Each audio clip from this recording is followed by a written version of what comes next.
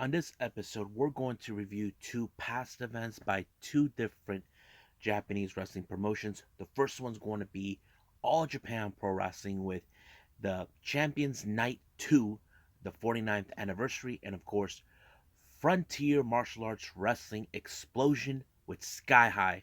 And then we're going to do real timing wrestling where we have, of course, AEW Rampage, where we have the TNT Championship on the line between Sammy Guevara and, of course, member of the Andrade Hardy family office, Isaiah Cassidy. Evil Uno will be facing off against Adam Cole and many other things. And, of course, we cannot forget 205 Live. So, let's get ready for another episode of the Leaded Wrestle Zone.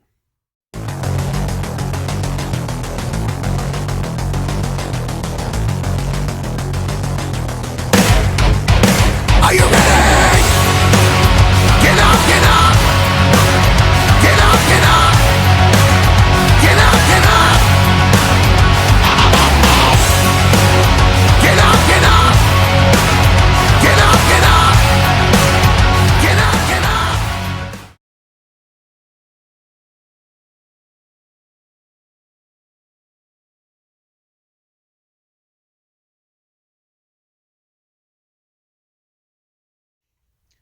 Welcome everybody to the Leaded Wrestle Zone. All things that is pro wrestling with AEW, NXT, New Japan Pro Wrestling, Impact Wrestling, the National Wrestling Alliance, various promotions, wrestlers, matches, and championships. I am your host, Jay right here. So, let's begin with All Japan Pro Wrestling. So, it's been a while since I did a review on this one. We have, of course, Champions Night 2 on the 49th anniversary that took place on the 16th of October, and their venue is at the Ota City General Gymnasium, which is in Tokyo, Japan. Don't recall if any of New Japan ever done venues events down there, but if they did, then I might have missed it. But however, let's open up with this one. As you know, all the championships that they have right now, there was 4 titles that being put on the line. But let's go with the first matches we have. We have a singles match, and we have Roma Tsukamoto versus Ruki Hijikawa. This match was okay. To me, I feel like I don't know none of these guys, but I can tell you exactly. This guy Ijikata actually pull a brain buster onto Tsukamoto in order to win the match. I thought it was a pretty impressive brain buster to end the match quickly. Then we have 8-man tag team match. We have Devil Murasaki, Masao Inoue, Kikutaro, and of course, veteran and legend Yoshiaki Fujimari taking on Sushi Chikara, Masanobu Fuji, a veteran wrestling, and another wrestler, Great Fuchika. Now, this was more of the old timers type matches, but there are some wrestlers who are younger. I don't mind that either. That I'm okay with that. Uh, but I was a bit surprised that it was in fact the veteran himself, Fujinari, who actually picked up the victory. I was like, wow, he must be one total old bastard, you know. But I've seen him many times over. He can still hold his own. I think he's in his 70s right now.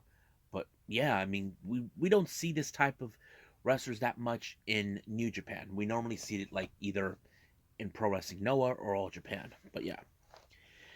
Next up, we got a 3-way tag team match. First team, Andy Wu teaming up with Black Mensori, taking on Total Eclipse, Hokuto Omori, and Yusuke Kodama, taking on Evolution's Dan Tamura and Hikaru Sato. Now, anything happens in 3-way matches. It doesn't matter who it is, you know. Like, I don't know the cohesive between both Andy Wu and Black Mensori because they're not in some faction or anything or a team that they're supposed to be, like, unlike the Total Eclipse and Evolution. But it was how do I say, Hikutaro Omori who picked up the victory by applying a somewhat version of the Michinoku driver that allowed him to win. Next up, we got bit of the 6-man tag team match, which is the veterans versus the new guys. First team we have Leona, Mitsuya Nagai, and Shiro Koshi Naka or Nada, Adinaka, taking on the members, all the three members of Next Realm, Asushi Aoyagi, Rising Hayato, and Yuma Aoyagi. It was a pretty good match. Now, as I mentioned this before, this is the battle of generational. We have the old schools and the new school, and you know how that is, But it was the old schools who picked up, all thanks to Suki Aoyagi, who picked up a very good pinfall. And of course, the veterans did not take that too kindly, but who can blame them? Sometimes the new guys can actually surprise us with some interesting moves. Next up, our first championship match, we have a first time ever, the 6-man tag team championship. They call it the AEW Television 6-man tag team championship, which were vacant for a while. And here are the teams. Team number 1, Tamura, teaming with Takao Omari and Ryumi Imai, taking on Seigo Tachinaba, Takaguchi Aoyuki, and of course, someone you guys may know of from WWE, Yoshitatsu. I thought it was a match, but majority of the time on this match, it felt like Yoshitatsu was doing all the work. I don't mind that, but it felt that way, But it was Yoshitatsu that picked up the victory that allowed them to win these titles. Now, our next match is a very interesting pairing of wrestlers.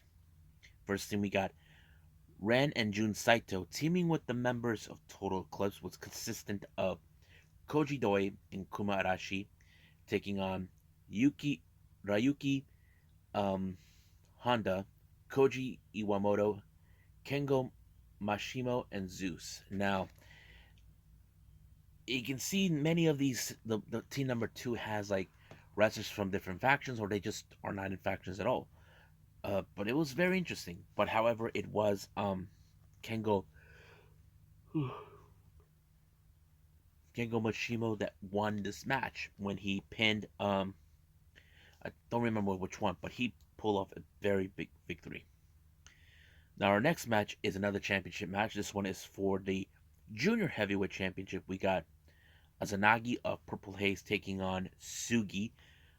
I have to say this was a pretty good match. I'm a big fan of Sugi. I've always have. First time I saw him was in AAA when he was part of the Trios faction with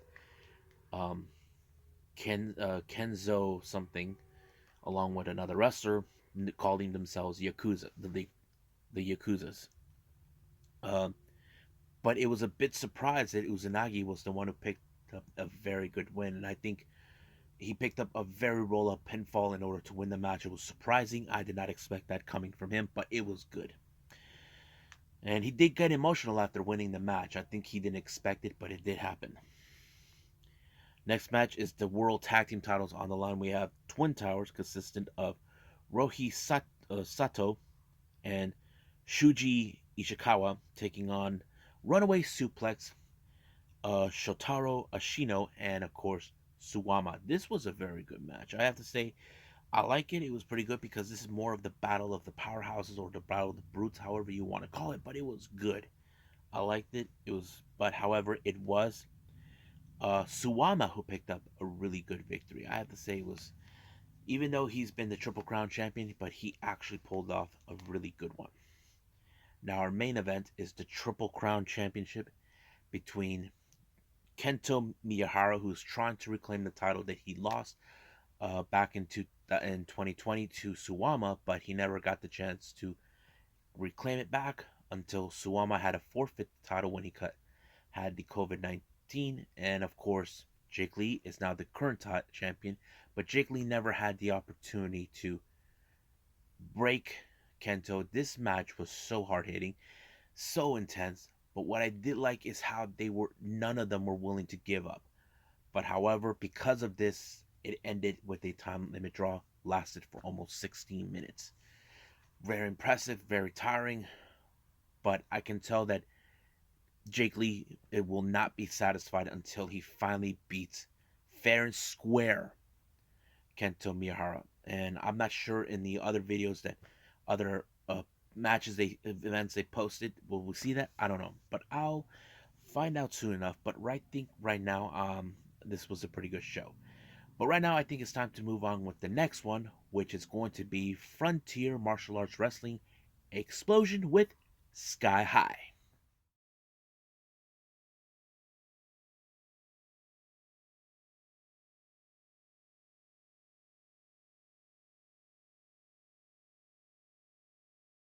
Okay, so we have FMW-E, which stands for Frontier Martial Arts Wrestling Explosion. This is the promotion that belongs to Atsushi Onita. Yeah, guys, it's the same Onita we saw, and of course, in Dark Side of the Ring, talking about his promotion FMW. This is a new promotion that he started up last year, but this time he's taking it easy on the events. This current event is called right now Sky High. This took place in, of course, in Osaka on the 24th of December. Now, there's a lot of death matches here that possibly everybody wants to know.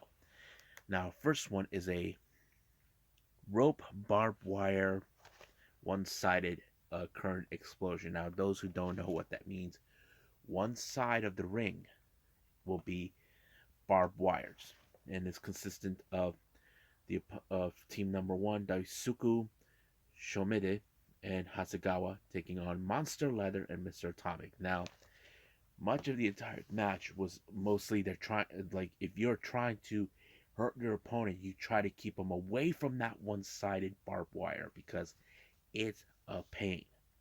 Those who've been involved in death matches, you guys probably know what I'm talking about. But however, it wasn't enough until Monster Leather was the one who picked up the victory. Don't know which one of these guys got pinned, but it was a decent match. I'm not gonna lie. Now, I want you guys to tell me. If you guys tell me women have no place in death matches, well, I can tell you, you are dead wrong. They do. Apparently, they set up this thing of a tournament where they have the women's current Blast Princess uh, tournament on their first round matches. They only added 3. Now, the first match of this tournament, we have Madeline taking on Zuzu Suzuki. Now, Zuzu Suzuki has been, prior before this, been involved in death matches. She had a 7-match trial involving hardcore death matches. Madeline, on the other hand, I've seen her many times. I've seen what she can do. She doesn't seem like she's too thrilled to be in this particular match because, and from what I can see and what I've always observed with her, this is not her cup of tea. However, she is wearing one of those jumpsuits. However, whenever Zuzu was about to turn on the exploding baseball bat, she runs away till it gives the X that she doesn't want to do this. So basically, much of this match was a bit more comedy because Madeline does not want anything to do with death matches. It made her cry. It's more like, what the hell did I got myself into? So that kind of was. But however, in this particular match, no explosion happened, which is very unusual. But at the same time, for Madeline, it probably was a miracle. But Suzuki did pick up a very good win without realizing she pinned Madeline. So basically, there was no explosion. Now, our next match, we have Raiden Hagane taking on Risa Sera. This is a match I have seen Risa Sera been involved, but I don't know if I've ever seen her in exploding death matches before. But it did help, basically, with using the explosion on Hagane. She pinned her 1, 2, 3. It was easy for her. In the final match, we have Tekla versus Akane Fujita. These two ladies know each other completely. However, there was a good moment where Tekla was about to take out, placing the baseball bat that it leads to the explosion onto Fujita. But however, Fujita got out of the way and used that against her on her back. It gave her the advantage to pick up the victory. So basically, it was a pretty good one. I have to say, some of the women did pretty good.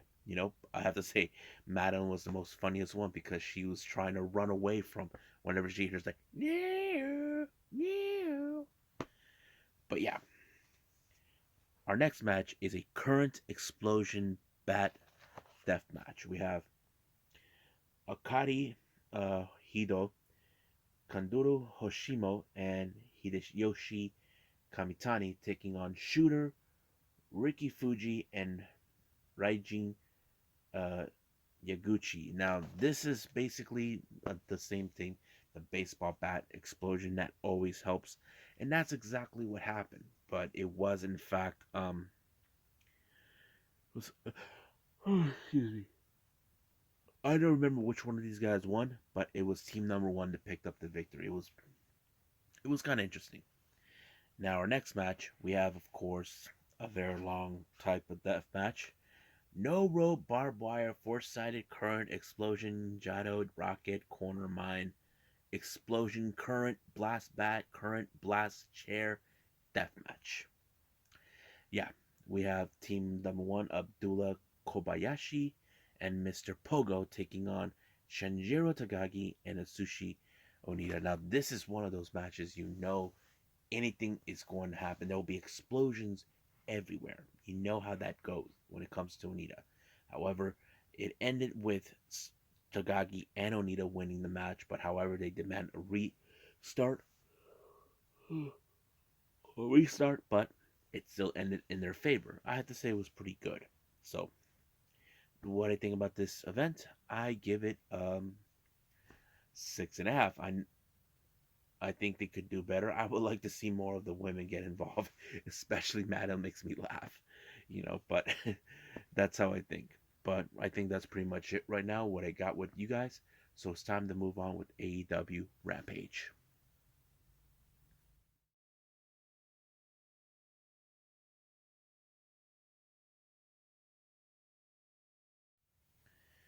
Okay, AEW Rampage, as you all know it, it opened up with Adam Cole taking on Evil Uno of the Dark Order. As you know, Adam Cole, he knows that he has a straight record, but I think in his mind, he probably would have wanted Orange Cassidy out, but apparently it did not work. But however, it's more like, to me, he looks more like he is in a desperation mode to prove that he's always still the same Adam Cole that we known, the best wrestler he is. He even decimated Evil Uno with the boom. But however, he did tell that his undefeated streak, it meant something, knowing that one way or another he will be gunning for the AEW championship. We don't know when will that happen, but we do know it can happen. Now, I don't know how you guys feel about this. Me, I don't know exactly. I don't know exactly. There are many people that are comparing Jade Cargill to Goldberg, because right now, from what she put in a video package with Smart Mark Sterling, she goes, "Who's next?" Well, that is a very excellent question, but I don't think we probably are going to get that. But that'll be at another time. Our next match is the TNT Championship between Isaiah Cassidy of the Andrade Hardy family office taking on Sammy Guevara. Now, keep in mind, things have not been going right now well for Matt Hardy since Private Party were unable to obtain the tag titles, and now they're gunning for the TNT title. The match was pretty good. However, the one thing that we have knows is that, of course, Sammy had his ribs taped up, and it was a good vocal point for Isaiah Cassidy to use that in order to win. Even Hardy and Mark Quinn tried to get in help, but Andrade tried to be there, try to keep an eye on his investment, but it was Sammy to take out Isaiah Cassidy with the "Go to Hell," and it was already over. But Darby Allin shows up right to give him a helping hand. Andrade thought that he was going to be there, but no. It appears that Darby sides with Sammy, but he actually has his eyes set on the TNT titles. Now, we don't know for sure if he will be going for another shot or try to tell him protect those titles at all times. That is still the open question. Now, we can talk about what a great wrestler Hook has becoming. He's looking good. He's making a name for himself, a good impact. However, QT Marshall, who's been trying for a while to say Hook owes him for his training, even though he showed him disrespect because Hook doesn't owe him squat, as Taz pointed out. However, it appears that QT Marshall has something for him. He's sending his prize student to deal with him. So basically, it's still unknown who it is. So I'm kind of curious to see how this is going to go. Will this be enough for to satisfy QT Marshall's ego? We don't know, but we'll find out. Now, during an interview with Chris Statlander, as you know, she has been paying attention over Layla Hirsch's behavior, and that kind of tells us a different story. But Layla Hirsch attacked her with the chair, sending her a direct message, leaving her wide open for that. Now, our next match, we have Mercedes Martinez versus Thunder Rosa. Now, this match has been boiling for months since the TBS tournament. As you know, Mercedes Martinez took out Thunder Rosa, her chances to advance, and it was a pretty brutal match. However, Mercedes pulled out a lead pipe and whacked her with it, disqualifying herself for the match. When she went to the back to be interviewed by Tony Schiavone, the truth has been finally revealed. Britt Baker had a hand in this. She paid her to take Thunder Rosa out. It appears that now we're seeing this is the story. Are we going to see the rekindled feud between both Thunder Rosa and Britt Baker?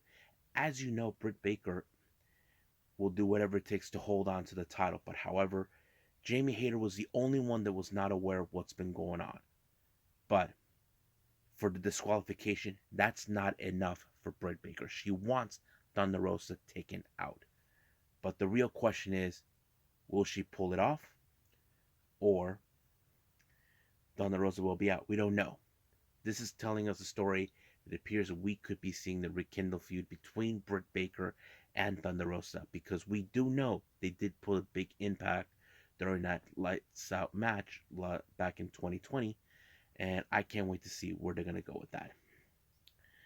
Now, our main event is for the FTW Championship, which is a title that Taz created.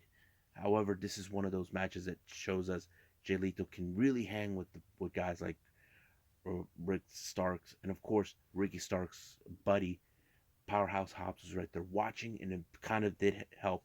However, Dante gave him a helping hand, but the most amazing moment is when uh, Jay Lethal was do the lethal injection, but apparently Ricky Starks actually counter it with the Rochambeau, allowing himself to retain the title. So that was a pretty good match. I think it was probably match of the night, but we'll see what happens then. So we will continue more with AEW this coming week, but right now I believe it's time for 205 Live.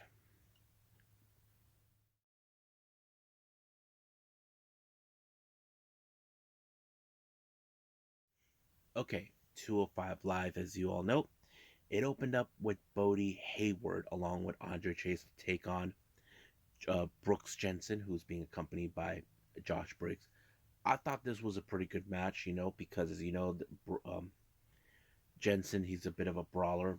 Bodie Haywood, he's really impressive. He's really making a name for himself. But what cost him the match on this one is Chase, Andre Chase, kind of distracted him a bit, did not pull through until I have to say Jensen pulled off an amazing knee strike onto Bodie to give him the chance to win.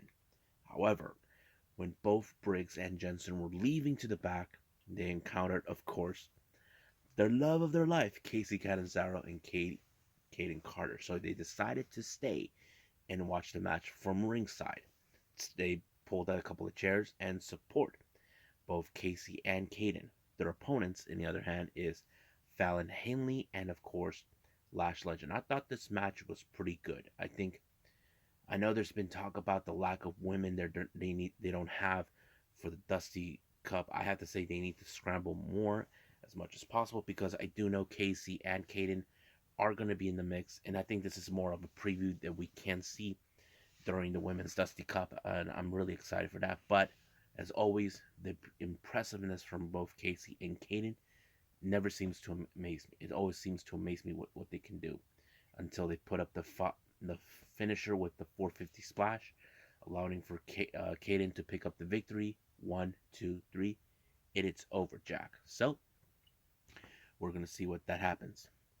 Now our main event is Kushida taking on Damien Kemp. I have to say it was pretty good. Now, as you know, Kushida is a veteran in the game. He knows how to play it well. However, Damien Kemp has shown that he has a big problem with his arm. That kind of helped Kushida to explore it more. Kushida is a top wrestler that knows what he's doing, and it allowed him to apply the armbar to Damien Kemp and forcing him to tap out. And I have to say that was a pretty good match, and I think I liked it. Um, don't know what's going to happen next week, but we'll see what new talent we're going to see in 205 Live or talent we still need to see. So I believe right now it's time for me to end it right here, but I think it's time for me to throw in Sun News updates.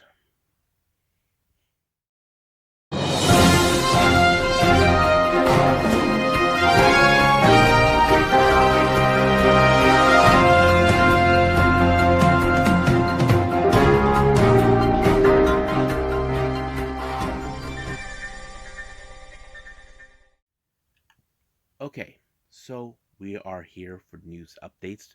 What's been going on in pro wrestling? Tokyo Joshi Pro announced on the DDT English Twitter page that Hikari Noah and Moka Miyamoto tested positive for COVID-19. Now they're being placed on the inactive list alongside Yuki Kamifuko. It turns out she also tested positive for the COVID about a couple of weeks ago.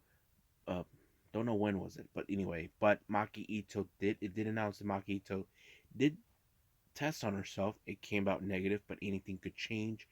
We don't know yet, but we do know these girls will probably miss out on certain events, possibly for this month. Now, as I mentioned before with Terminus, as you know, I did updated that there'll be some new participants.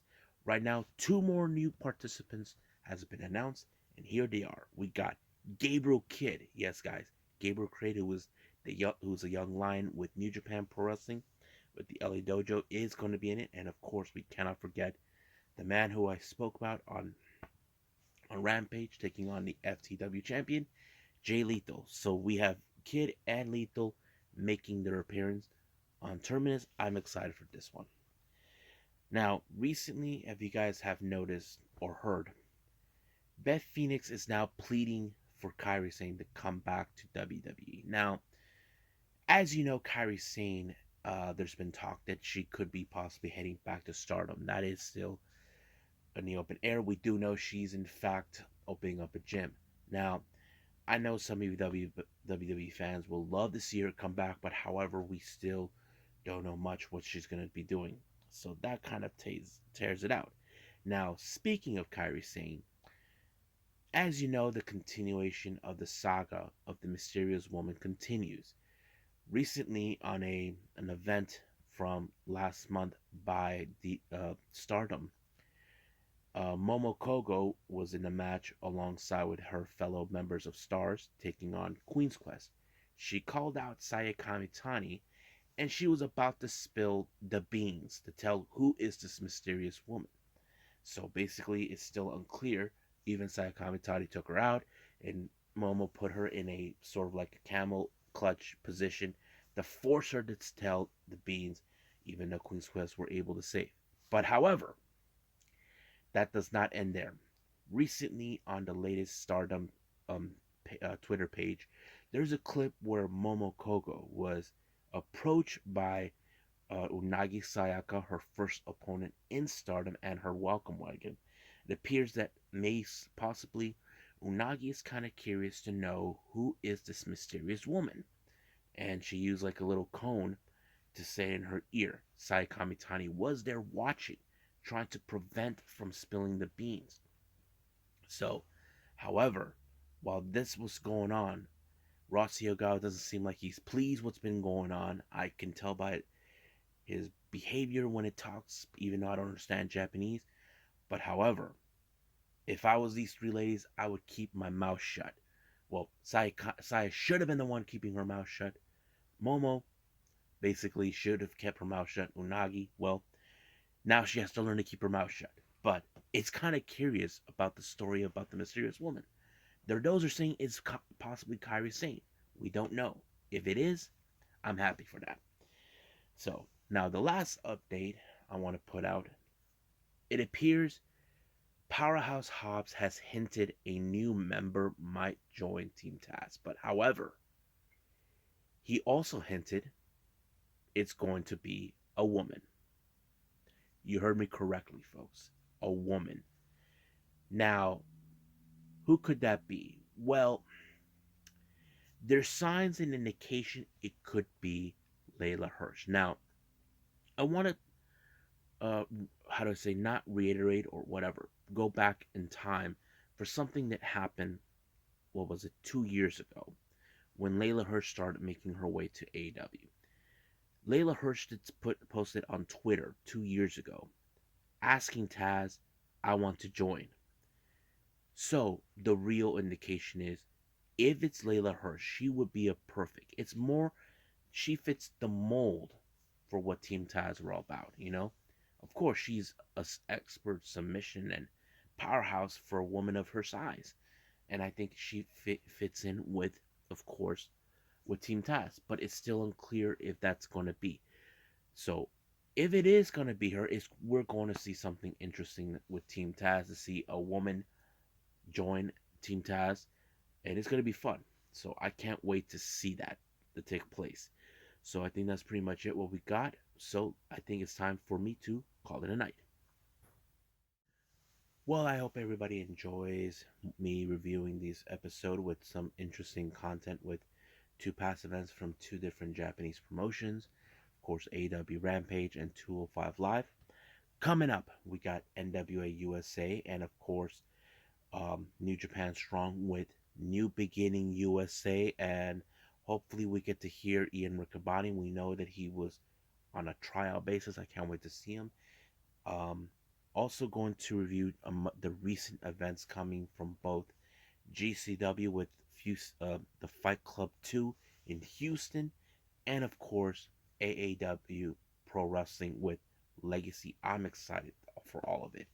And I think that's pretty much it what we got for today. So I believe I'll see you guys in the next DWZ time. Same DWZ channel. I must bid all of you adieu. So, goodbye. And have a nice day. Bang.